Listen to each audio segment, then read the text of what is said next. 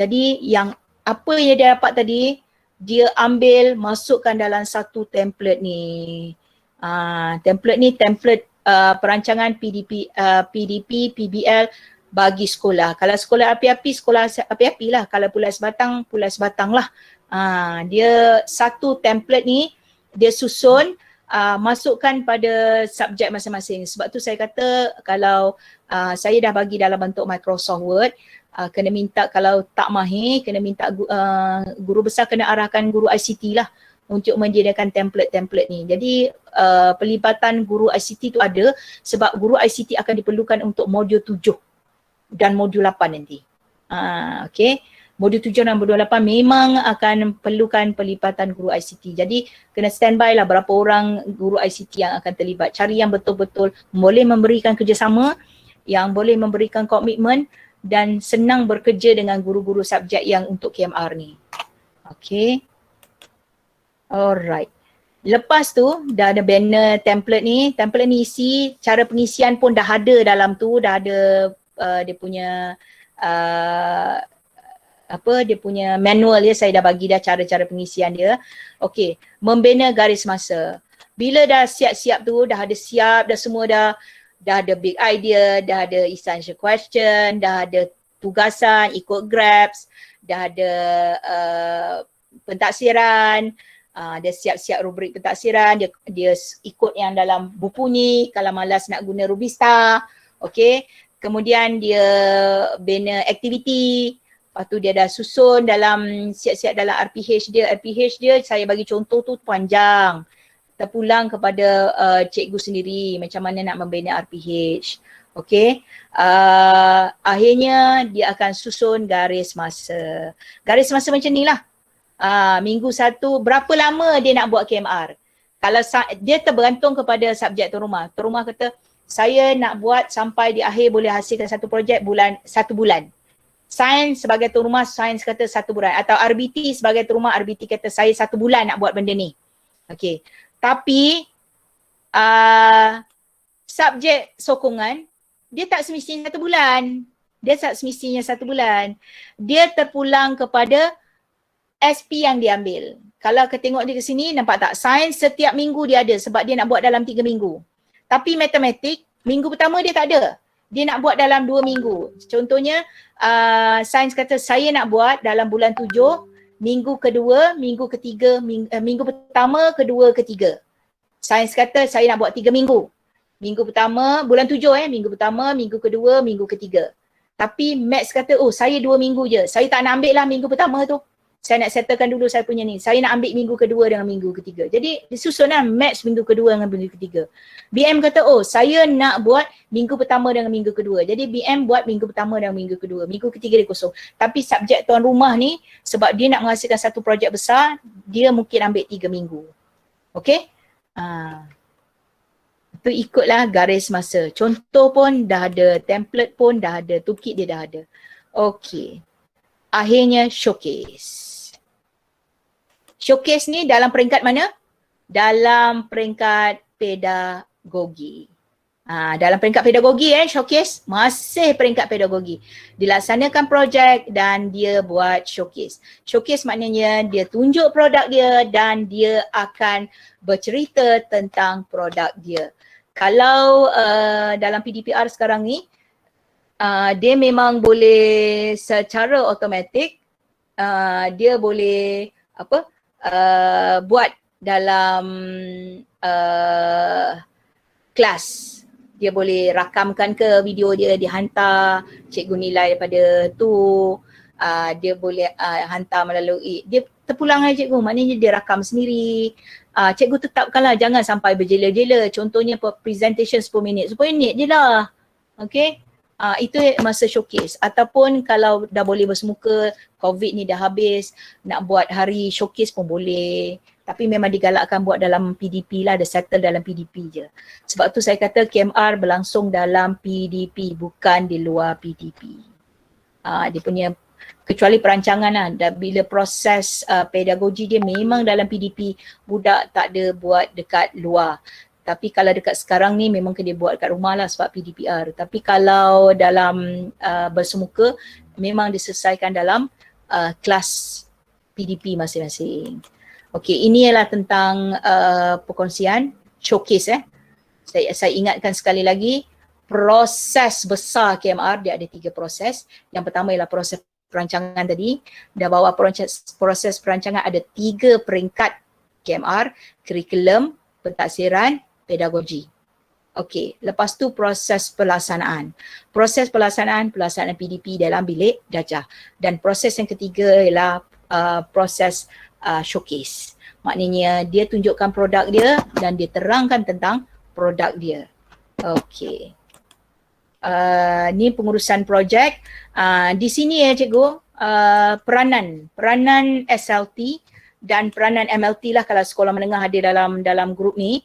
Okey, peranan SLT dengan MLT lah cikgu boleh buat sama ada kalau bersemuka tu masa PDP tu berlangsung, learning walk. Ambil gambar masa cikgu telah memantau. Ataupun cikgu ikuti beberapa siri dia punya PLC atau pemantauan. Maknanya bina satu instrumen sebab ini penting ada dalam modul 8 nanti. Jadi cikgu bersiap sedia kalau benda ni tak ada, susah nanti nak mereka. Okey, dalam modul 8 tu nanti segala apa yang berkaitan dengan proses penilaian ni kena ada. Okey, bila budak dah habis showcase, masa showcase tu cikgu, masa proses tu cikgu dah bagi markah kan. Budak dapat apa. Masa pembentangan pun cikgu dah dapat markah kan. Tapi sekarang ni nak buat proses pertimbangan profesional dan juga moderasi. Masa cikgu buat nak bagi markah, ada proses moderasi dia tu, ambil gambar. Masa cikgu buat perbincangan untuk tetapkan TP keseluruhan dia, ambil gambar. Kenapa cikgu? Sebab ia akan masuk dalam modul 8 nanti. Bila cikgu dah sedia, cikgu dah goyang-goyang kaki dah. Modul 8 cuma ikut latihan je, semua benda dah ada dah settle. Modul 7 pun macam tu. Okey. Cuma modul 7, okey, ini adalah submodul lah. Submodul modul 2 ialah tentang PBL lah, secara proses PBL dilaksanakan. Saya rasa saya tak payah terangkan lah. Okay. Cuma yang saya nak terangkan pada cikgu, cikgu beri penekanan dan cikgu baca slide ni berkaitan dengan pembelajaran bermakna. Pembelajaran bermakna, cikgu baca je, terutama sekali guru-guru yang akan buat KMR, sebab dia nak tahu budak dia berada di peringkat mana bagi setiap C. Contohnya komunikasi, budak dia berada di peringkat mana? Peringkat 1 ke, peringkat 2 ke, peringkat 3 ke, peringkat 4 ke, peringkat 5.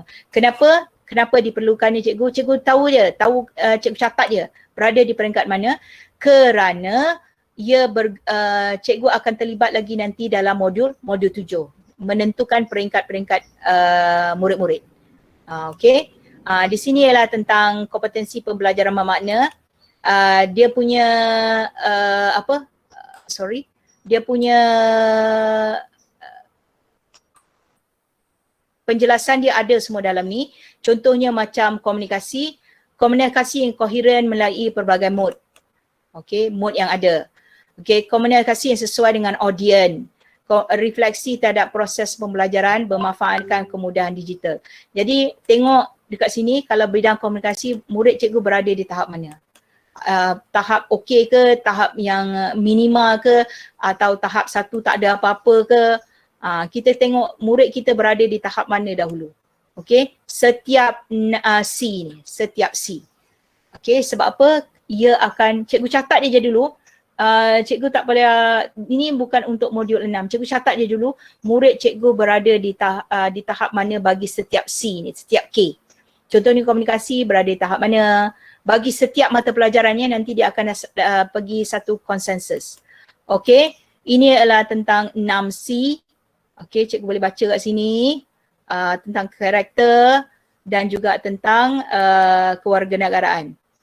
Okey. Contohnya ketekunan, ketabahan,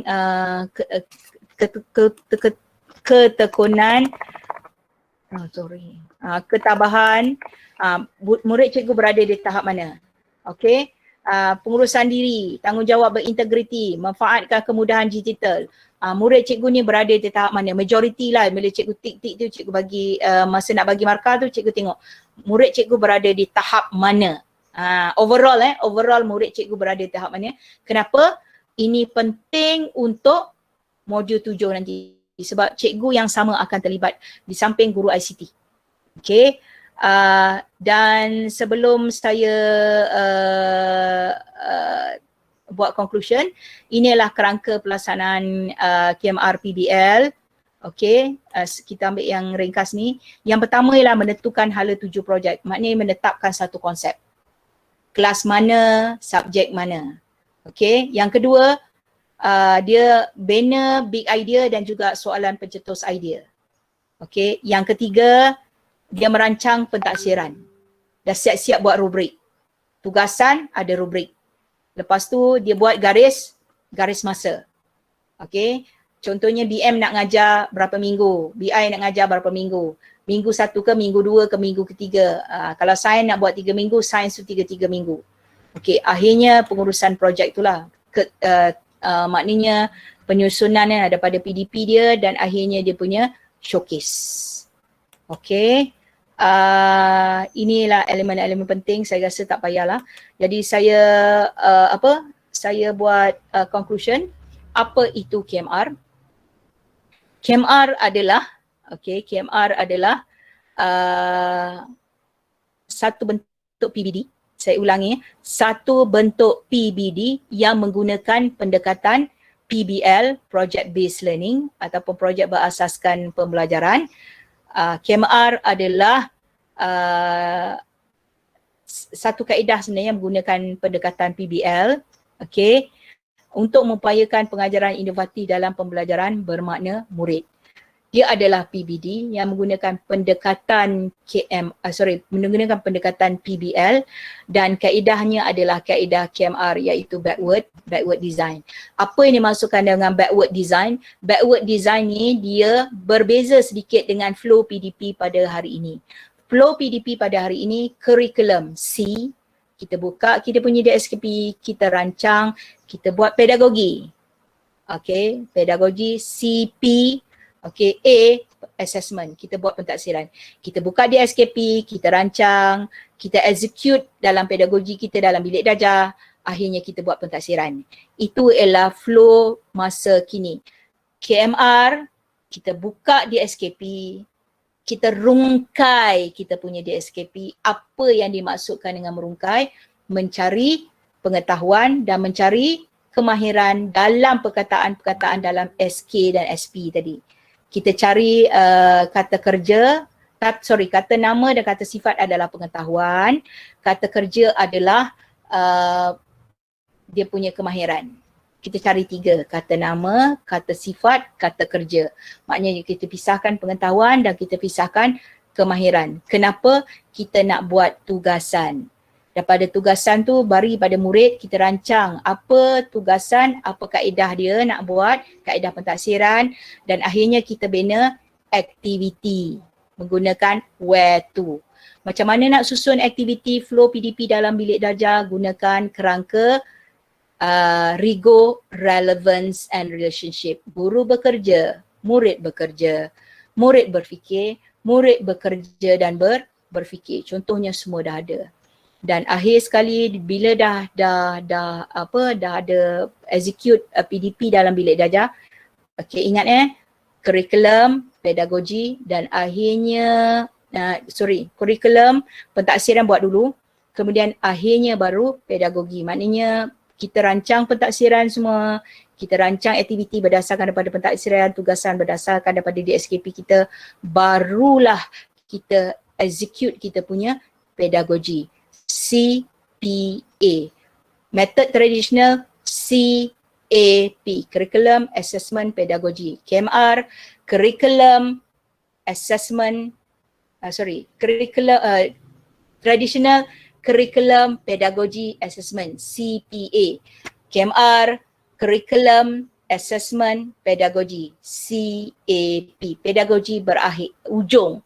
Okey, dia dah siap-siap dengan rubrik semua sekali, barulah pergi pedagogi. Masa pelaksanaan tu, proses budak tu buat, dia ambil markah berdasarkan rubrik yang telah dibina tadi.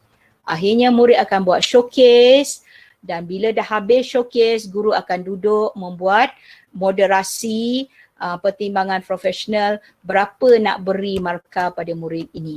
Sebab kerana murid telah membuat proses-proses pembelajaran berdasarkan rubrik yang ada, berdasarkan tugasan yang ada, berdasarkan aktiviti yang cikgu rancang, tidak mustahil. InsyaAllah murid-murid cikgu akan mendapat TP yang lebih tinggi sebab dia dah ada guideline. Okay? Dan dalam bilik darjah cikgu susun ikutnya. Sebab semuanya berlaku dalam bilik darjah di bawah penguasaan guru.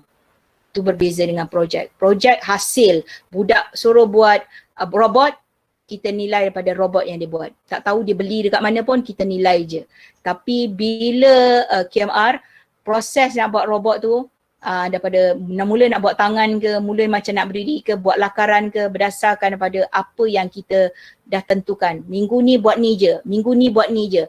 Jadi hasil dia akan berdasarkan rubrik-rubrik yang ada, kita tengok dan kita akan dapat nanti dapat banner dan murid tu akan dapat markah berdasarkan apa daripada proses yang dia buat. Setakat mana. Kalau minggu satu, aktiviti 1, 2, 3. Satu aktiviti 1, 2, 3 dah. Tapi kalau dia boleh pergi lebih daripada tu, kita nampak murid kita dah boleh pergi pada TP yang lebih tinggi.